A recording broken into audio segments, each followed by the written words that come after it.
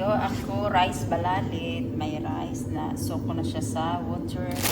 At itong gamitin ko na pasta para pang rice balalit. Okay, let's do.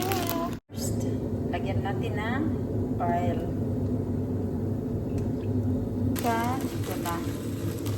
Kailangan liitin yung maliliit.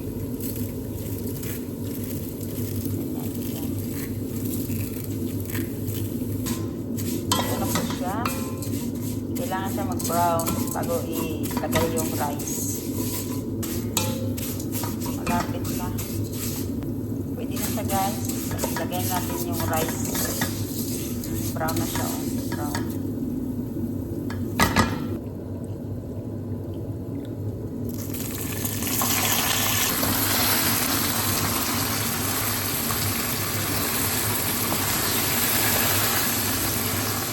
Mix lang para ma-mix ang balalit sa rice.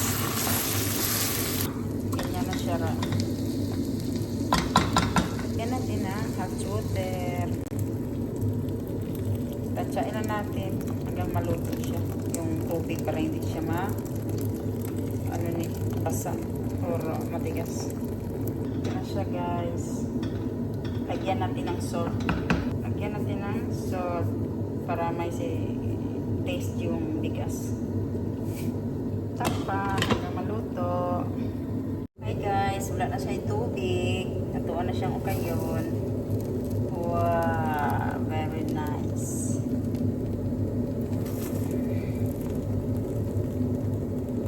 Ayupan na to hasta maluto. Mga 20 minutes. Guys, luto na to ang balalit. Look. Tandara!